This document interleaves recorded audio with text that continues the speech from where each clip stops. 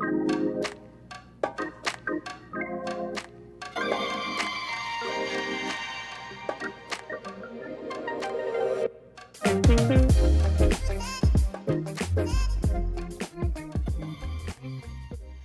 everyone, welcome back to Leaving Footprints. This is Ankit. And this is Mira. Thank you for joining us this week. So I actually wanted to announce that we have just reached 100 followers on Instagram. So thank you everyone who's followed us on there and subscribed on all our platforms. So this is really huge for us because we're just starting out our podcast journeys, and we hope that what we're bringing out to you guys is helpful and that you're enjoying the tips and advice on our IG and also the content of our podcast. Also, feel free to reach out to us on any of the platforms if you want to hear from anyone specific or you want to know more about a specific topic. And again, thank you so much. Again, we're looking forward to continuing to bring relevant content for all you guys. Yeah, so kind of going back to today's episode, a lot of our listeners are kind of aiming to enter into the field of medical sciences and hoping to become doctors in the future. And a huge component of that is going to medical school. Today, we actually have someone who goes to medical school at the moment, whose name is Shalini Agarwal. She graduated from UCI in 2019. Shalini was on my dance team with me, and she worked extremely hard to get into medical school. And I'm sure today's conversation is going to be really useful for anyone hoping to join med school someday. She has a lot of insight into how to work around things and just kind of manage your time really well. So welcome, Shalini. Yeah. Thank you so much for having me. I'm really excited to be here. Yeah, so I think we can just start off. Can you tell our audience a little bit about yourself? Yeah, so I grew up in Palos Verdes, which is a small little town in Southern California. And I stayed local. As you said, I went to UC Irvine for undergrad and I graduated with a biology degree. And I was on the dance team with Ankit, UCI Zamana. So like he said, it was a little bit difficult to manage, my studies as well as dancing and other hobbies I had, along with volunteering, which is like a big part of getting into medical school.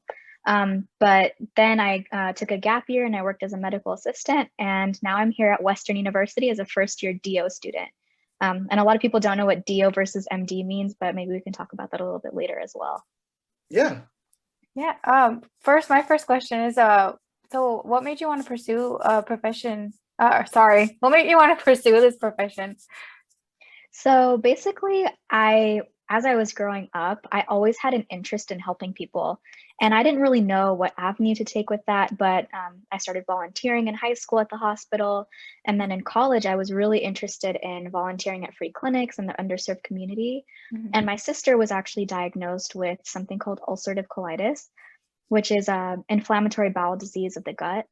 And it was a chronic illness. It really just kind of, solidified my interest in going into medicine because I wanted to help people with chronic illnesses.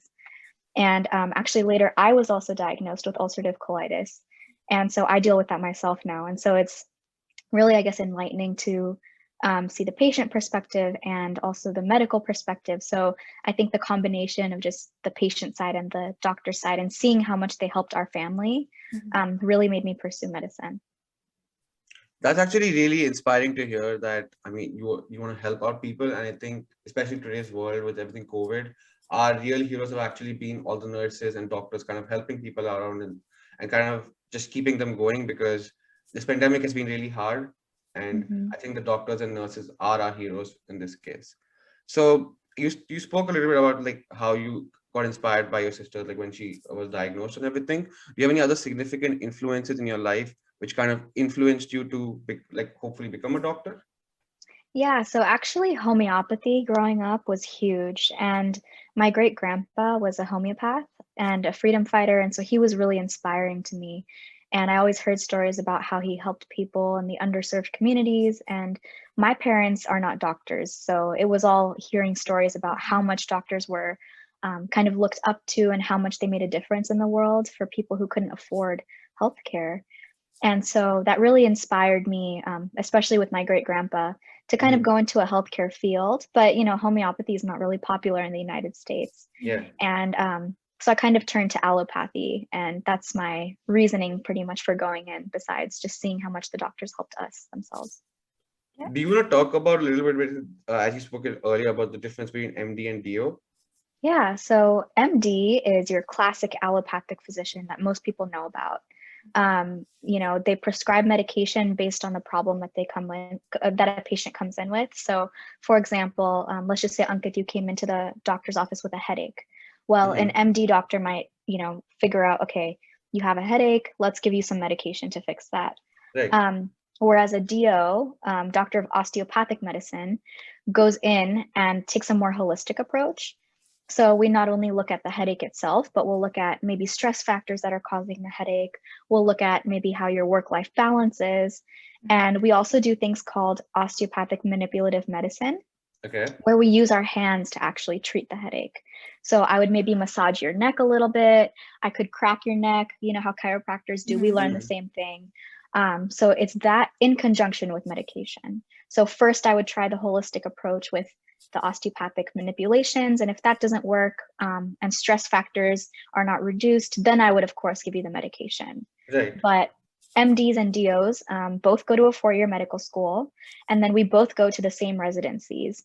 So Okay. we actually merge with the MDs for a residency, and then we can do fellowships, and DOs can be the same type of doctors as MDs, whether it's cardiology, GI, pediatrics, we can do all of that. Right. Yeah, that's really cool. I think like going in a holistic way, for me, when you were saying that, it just makes me feel more comfortable. Like we're kind of trying all the options instead of just looking at a prescription or something like that. Right, exactly. And then I actually had a question backtracking to earlier. You were mentioning how you did volunteering. So I think, like you don't necessarily have to be a doctor. You can volunteer to help other people. So can you talk a little bit more about your experience volunteering? And like personally, I think more people need to volunteer in the world, including myself. So I would love to hear about your experiences with that. Yeah, so my first experience volunteering was actually in high school. I joined a group called Las Hermanas, which was just a bunch of girls from my high school who kind of came together and we did good things for the community. It wasn't necessarily that we were interested in medicine, but we did beach cleanups and we did, we like made Christmas gifts for children in need and things like that, just small things that would help the community. And that really sparked my interest for volunteering. And then I started volunteering at the hospital in the OBGYN department. So I was really passing out water and kind of helping out the moms who had just had babies who were in distress. And so I was like, wow, I really like the medical side of this. And so going into college, I started volunteering in a bunch of different ways. First of all, I was volunteering at an underserved clinic. So I would go there about once a week or a couple times a month, and we used to just have patients come in who couldn't afford healthcare, mostly the Spanish-speaking population. And there were doctors from UCI as well as medical students from UCI who worked with us as undergrads. And we just provided healthcare. So that was really, really enlightening. And then one more thing I did was I started a club at UCI that kind of combined my passion for dance and medicine. So I called it Dance for Life. And we used to go to nursing homes, like in the Irvine area. I think we had 2 of them that we really were like, had a good relationship with. And we used to dance for the nursing home residents because a lot of them had dementia and a lot of them were bedridden. So they didn't really have an opportunity to be active, but our goal was to really just get them moving and have fun. So a lot of them would dance or play instruments while we were dancing, which was really nice. Yeah, that's really amazing. It's very inspiring and like it's a very important I think what we're trying to say is that it was extremely inspiring to hear that you were taking the proactive effort to kind of help out people, because a lot of people volunteer kind of just to get their hours up. But I think the way we can see you right now, it was definitely genuine and it was something which you wanted to do to help out people, and you could do it with profession as well. So thank you for doing that. And I think it's a really good inspiration for people who want to do that in the future as well. Yeah, of course. I think it's important that everyone volunteers in whatever way they can, whether it's just for their community or in a specific field that they're interested in. Yeah, so I think let's talk a little bit about your med school experience now. So I think biosci itself is a very broad field for a lot of people. And when people come to UCI, and I know biosci is an extremely competitive major at UCI. So can you talk a little bit about your experience starting biosci over here? Yeah, so starting biosci, there were always a lot of, I think, misconceptions that were going around where, oh, there's going to be 1,000 people and half the class is going to get cut out from the biosci class. But really, I felt like it was a collaborative environment. at UCI, especially as a biosci student, because there were a lot of other students who would help each other. Yeah. And so I really liked that support system in biosci. And, you know, the counselors were good. They always supported us in whatever way we needed. And professors knew that a lot of us wanted to go into the like medical field or other fields of bioscience. And so they would really take the time to help us up our resume or look through our personal statements and things like that. So I just felt like UCI's biosci program in general was really collaborative. That's good to hear. I think that's really good to hear. And for people who are applying to like biosci over here, so it'll be really useful for them. A huge component of actually applying to medical school is the MCAT. How's that been for you? The MCAT was probably one of the most stressful times of my life. I took it twice actually. So I took it once in September of my senior year, so September 2018, and then I took it once in April 2019. And I ended up the first time doing a Princeton review course. So I bought the Princeton review course, kind of did the online version of it, and then took the MCAT in September, but I wasn't very content with my score. So I decided to study one more time and take it the second time. So of course it's like, it makes people anxious and stressed, but I think really the key is just to realize that you're never going to feel ready for the MCAT. You know, you're never going to fully learn everything you need to know. And it's more of a test taking strategy rather than knowing everything. So I think towards the end of my time taking it the second time, I realized like, wow, I was so stressed about learning all the information, but really it's just practice with the problems and getting the swing of what they're going to ask and how they're going to ask it. Kind of like the SAT, but a more intense version of it. So it was definitely stressful, but I think it's doable. And I recommend people take maybe 3 months to study, like a summer. But a lot of people do burn out, which is what happened to me during the second time of studying, because you hit like a plateau of how much you're going to know and how well you're going to do. So I recommend just study hard for 3 months and take it one time if possible. Of course, take it twice if you need to, but I recommend no more than 3 times. Yeah, you kind of mentioned burnout. Like, can you talk a little bit more about how that and how you kind of dealt with like kind of coming back from that? Because it's hard to kind of get back up and start doing what you need to do again. Yeah, so luckily my timing for burnout was good because it was the end of my senior year. There wasn't really much studying to do at school. So I felt like I had a little bit of a break and it felt like a release, like all the stress was coming off of me, right? I also turned to meditation a lot during that time. And so it was nice to have that meditation, be around friends all the time, and look forward to graduation as well as summer coming up. So that was nice. And of course, I had the med school application to do right after that because the med school application opens in May. So I really just took April off. I took it easy. My birthday's in April, so I was able to celebrate and enjoy. I took a month off to relax and just not worry about school or, you know, any studying. And then starting May, I just got back on it, wrote my personal statement, and just, you know, got back into the swing of things slowly. And meditation really helped. I think you even mentioned earlier that you took a gap year. I think people don't realize that how useful a gap year can be for just like reviving and kind of keeping your work like alive and keeping the passion alive for what you want to do in the future as well. So can you talk a little bit about like how you made the best of your gap year? Because you said you were a medical assistant during the time. You want to talk Right. about that? Yeah, so I think a lot of people have a misconception that taking a gap year or 2 gap years or even 3 is bad. But nowadays it's a norm. Like I think our average med school age for matriculation is around 26 or 27. And I matriculated when I was 23 into med school, and I felt young. I feel like a lot of the students here are much older than me. And so I'm glad I took that gap year. I made that decision because I felt like I needed my senior year grades in order to boost that GPA and actually get into medical school. I think my GPA boosted like quite a bit my senior year. And so during my gap year, I decided I wanted to work in the medical field and start, you know, making a little bit of money to save up, as well as having more experience in the medical field. So I found a little urgent care that was by my house, privately owned by a physician. And usually to become a medical assistant, you have to take a certification class, which can take up to a couple months, but I didn't have time for that.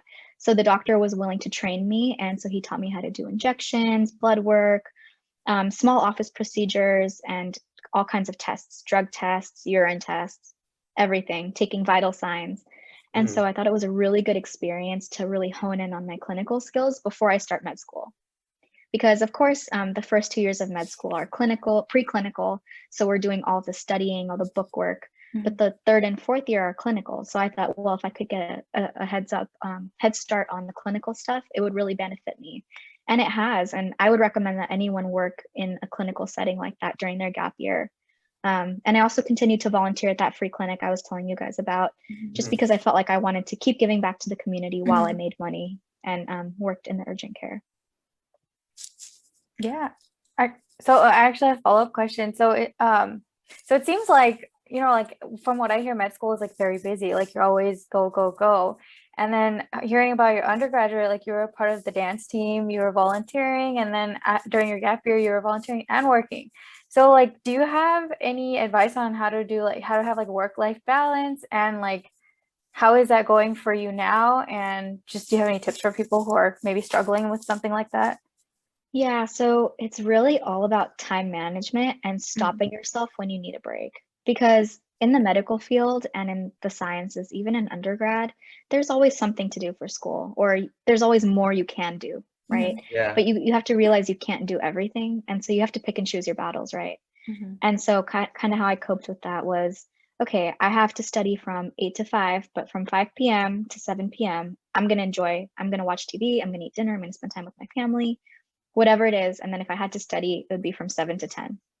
And I would cut myself off regardless of how much I got done or didn't get done.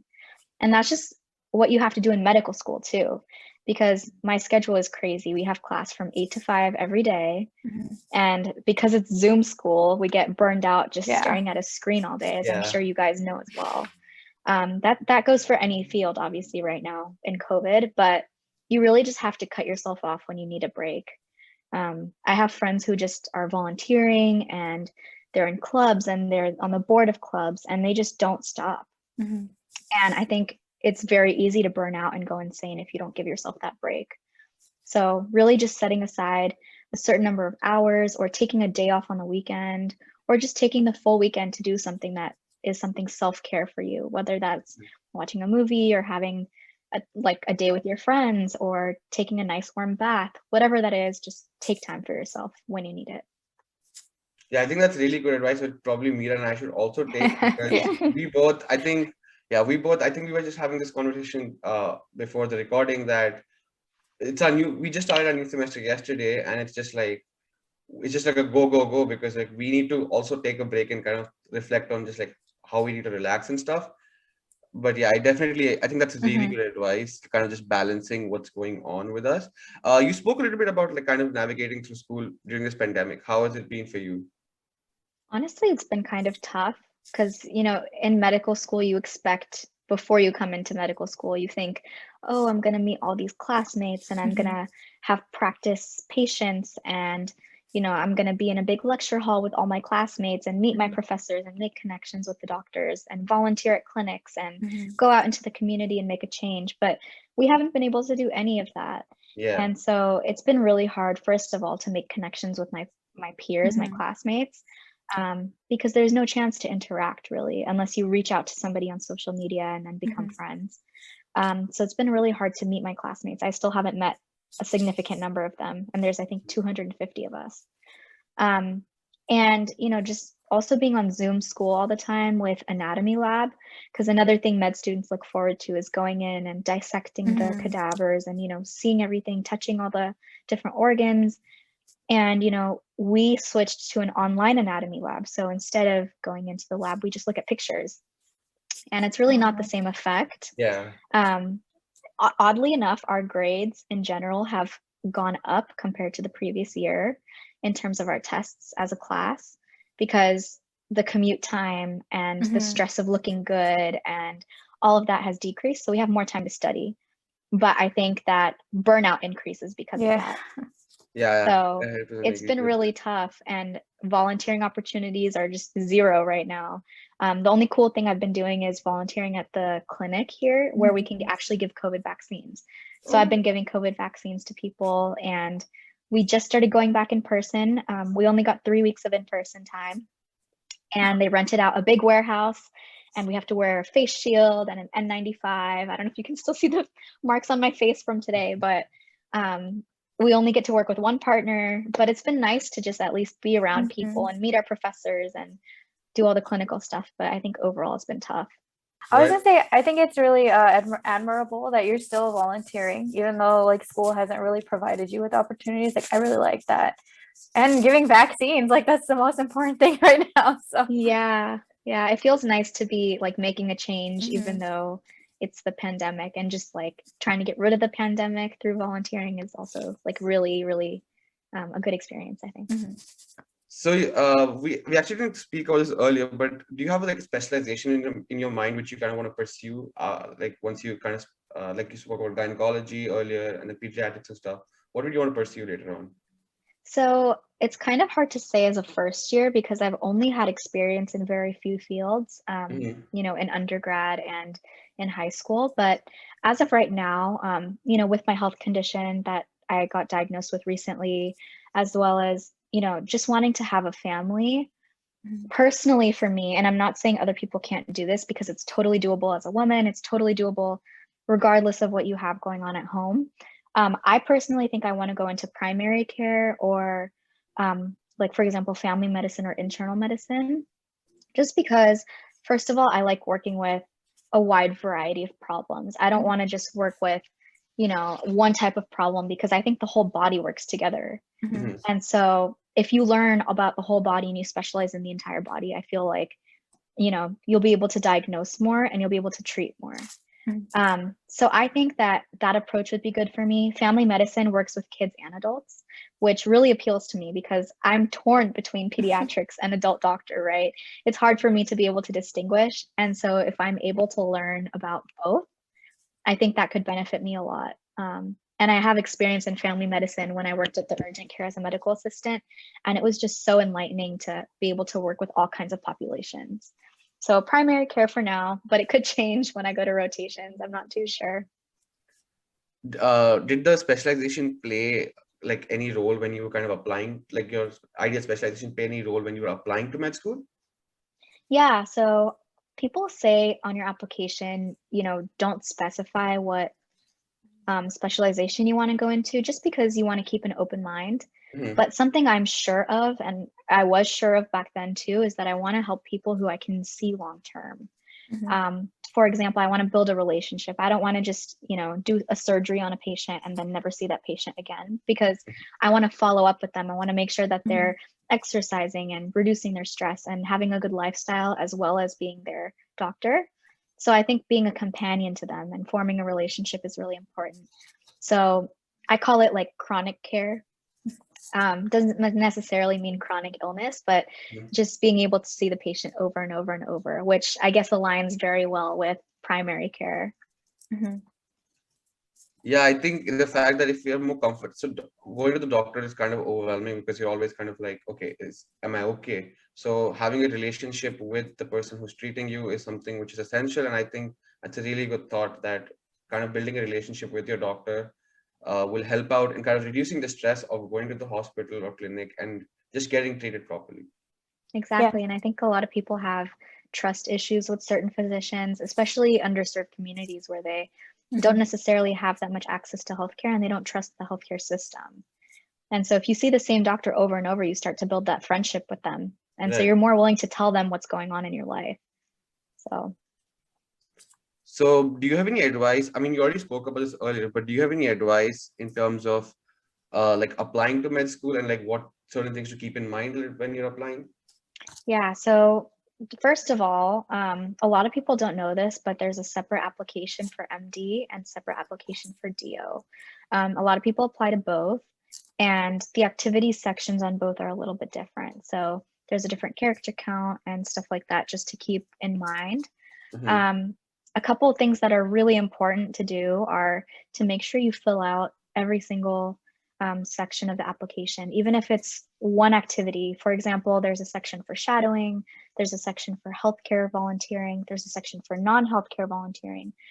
And so you want to have at least one activity for each of those sections. Research is really important. I did research in undergrad. And so that's another category on there that you want to fill. And if you can get a publication, that's amazing. Not needed, but it's just a cherry on top. So Hmm. I think really just showing the admissions committees that you have a passion for medicine and showing them what experiences you've had to develop that passion. And, you know, I say the top two things are MCAT and grades. And, you know, obviously you want to have a high GPA. Obviously you want to have as best of an MCAT as you can get, because when you're applying, some schools will screen you out if you don't meet their quotas for that. Right. So I know some schools have like a 3.5 cutoff, some have a 3.2 cutoff for GPA, and others have like an MCAT cutoff. So, you know, focus on school and focus on the MCAT. But clinical is going to be really important when you're talking to the people in your interviews, because once you pass the screening for your grades and your MCAT, they're going to ask, they're not going to have access to your file. They're going to want to know what made you want to be a doctor. They're going to want to know what fueled your passion and what experiences you've had and what you've learned from them. So from every single experience you've had, make sure that you know what your takeaways were from that. What did you learn? What did you gain? What did you do for the community? It's really important. Actually, I wanted to ask if you could talk more about your interviews and like how those went for you and how you prepared and like the stress levels that you might have felt during that. Yeah, so I feel like to prepare for my interviews, I read a book. I can't remember what it's called now. I think it was like the Playbook of Medical Interviews or something like that. I just purchased it on Amazon, written by an MD. And there were a lot of practice questions on what they're going to ask. So most schools are going to ask you, why medicine? Tell me about yourself, and why us? Like, why did you choose our school? So something that I always like to tell people is the school is interviewing you, but you're also interviewing the school. It's like a two-way street, and you want to make sure you both will mesh well together. So for me during interviews, I really just practiced in the mirror. I recited things to myself over and over, things I knew that were going to be asked. And I also did practice interviews with medical students and physicians who kind of know a lot about the interview process. And obviously I wasn't going to know every question ahead of time, but you start to get in the habit of answering questions on the fly and just taking the time to think about your answers. So a lot of people during the interview will start to babble or, you know, say long sentences that they don't need to say. So I recommended always taking a deep breath before answering every question and just thinking it through. And obviously the interviews, they just want you to be yourself. So I tried my best not to freak out too much. And of course the anxiety kicked in right before the real one. But the more you practice ahead of time, just answering questions and talking to different people, you're going to learn how you speak and how you best express yourself. And the only person who knows you the best is you. So you really just have to be yourself. And I think the admissions committee will see that you're genuine when you do that. I think that's really good advice. I was just going to say that. So we spoke about like getting into med school. So like now that you are in med school, how has the experience been in terms of just like, is it more because getting into med school is a really competitive process, like giving the MCAT, as you said, and the grades and everything. So once you are in med school, how's the like environment of being competitive? Is it like collaborative? Like was it in undergrad, or is it kind of different? So here we're not graded against each other, and we're based on a pass-fail system. So grades don't really matter much in comparison to other people. You really just want to be average. Your goal here is to pass. Once you're in medical school, you've already defeated the hardest challenge. And so I feel like it's a very collaborative environment. Obviously, like I said before, with Zoom, it's been really tough to be collaborative with my classmates, but everybody shares their resources. We even have a page for our Anki cards. And so we share our flashcards with each other to help. And, you know, if anybody has a question, you know, we have a Facebook page, we have chats. Everybody's willing to help, because by teaching others, you're teaching yourself. And so nobody's really competitive with each other. Of course, we're going to have our few gunners, right? And they're always going to want to do better than everybody else. But for the most part, I think that everybody's very collaborative here. And it is a challenge. I've had imposter syndrome for like a while now, because I'm like, why am I here? Everyone's so much smarter. And then you get your grade back and you realize, wow, like I really am just as smart as my peers. Like I belong here. And you start to learn that you got in for a reason, and they wouldn't have picked you unless you belonged here. So I think it's just a mindset that you have to get over. At least for me, it was when I first started. I was like, this is crazy. It's so difficult. I don't know how to do class from 8 to 5 every single day, plus, you know, study at night. because I end up studying 12 hours a day sometimes, and that's like bare minimum. So it's just a mindset to get over, and you have to push through. And honestly, you don't really know how to study until you hit like med school. I don't study how I studied in undergrad. And everyone says that, and you're like, no, I know how to study from undergrad, but really I did not know how to study in undergrad. Yeah, I wanted to say two things. Like, I really appreciate that you mentioned it's collaborative. I don't know much about the med field and how school works, and I always imagined it's very competitive and like everybody's just against each other. So I really like that it's a collaborative environment. And you mentioned even at Irvine, it was collaborative with your bioscience major.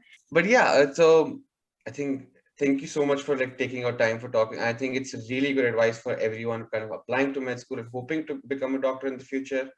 Do you have any advice which you want to give before we kind of wrap up? I think the main piece of advice I have is just don't stress too much, because I definitely did. And it took a toll on my health. It took a toll on my mindset. And I just think be authentic with yourself and push through, and you're going to get through it. Grades are not everything. Yes, they matter, but don't kill yourself over it, because there's so much more in life. And, I just think it's important to have a good work-life balance, and med schools will see that you have a passion for medical school and to be a physician. Like, if you're meant to be there, you will be there regardless. Where can our listeners reach out to you if they want like more advice in the process and everything? Yeah, so you can always friend me on Facebook, Shalini Agarwal, or my Instagram handle is at Shalini_410. You can also email me at agarwals97@gmail.com. I'm super available usually to talk, or like, email back and forth. I might not reply right away because of my schedule, but I'm always willing to talk to anybody. And I, in fact, have been helping pre-meds during my gap year, and even now. I started like a little bit of an essay business. So whenever anybody needs help with their personal statements or their secondaries, I charge like a super, super low fee, because I know that when I was a med student, or when I was an undergrad student applying, I just needed someone to read my personal statement. And medical students are not willing to do that a lot of times. So I really just want to give back and help people get into medical school if they have the passion for it. Yeah, that's really nice of you to do that. And actually, before we end, I was personally curious to know, how did you change your study techniques from undergrad to med school? I'm interested to know about that. Yeah, so in undergrad, honestly, I would go to class, I would come back, I would have fun with friends, do my volunteering, and I wouldn't touch my schoolwork from that day until like a week before the test. Because we didn't have cumulative finals in undergrad. We usually had like midterms throughout. It wasn't like you had 8 weeks of material to take on one test. And so I kind of just waited. I would take the 2 weeks of class, and then I would review it and then take the test. But here in medical school, we have 8 weeks of information sometimes that we have to do on one singular test. And that test is worth like 70% of our grade. And so it's a lot if you just wait till the last week. Yeah. So what I've started doing is I do a first pass of the lecture. And since everything's online, I usually double speed it or 1.5 speed it, whatever that professor, however quickly that professor speaks. And so I get a singular pass in. I don't really learn the information that much then. And then the same day, I go through the lecture again, and I don't watch it again, but I go in depth and look through the PowerPoint again. Because in medical school, we don't have textbooks. Everything is based on the lectures, and they teach as if they're teaching for the board exams. So everything that we learn is like fair game on boards. And so it's really just building up. And so you have to study every single day. And if you don't, you fall behind. So really what changed was just studying every single day and learning to keep up that momentum. That's pretty good advice. And I think we might implement it into our studying techniques as well now. Yeah, I think it helps to go over everything after class, and then definitely don't wait until last minute. That's never helpful for anyone. Yeah, and I don't know if you guys have heard of this, but Anki is a really good app. You can download it onto your computer for free, I think. And you can make flashcards, and it has an algorithm where it helps you see those certain flashcards depending on how well you know it or not. And so you study it every single day, and it'll show you the cards that you don't know as well. So it's kind of active learning, but you don't have to think about what you don't know. It just knows for you what you don't know. So it's been really helpful for a lot of medical students. I don't personally like it that much because I think it's kind of boring. And I'm more of a visual learner rather than just clicking flashcards. but I would say at least like 70% of the people in my class use it and love it. So it's something to look into. That's a Okay. good resource to know. Yeah. Yeah, we'll share the link to that in the description for this Yeah, and we episode. also shared the links of everything like what Shalini mentioned earlier, her Instagram, Facebook, and the email. If anyone wants to reach out to her, I'm pretty sure Shalini will be really happy to help out. Yeah, Thank for you again, sure. Shalini, for taking out time to talk to us. And I think it'll be really useful for all our listeners here. Yeah, thank you so much for coming on. You're welcome. I'm here to help anytime. Thank you. Thank you for listening. Bye, everyone. Bye.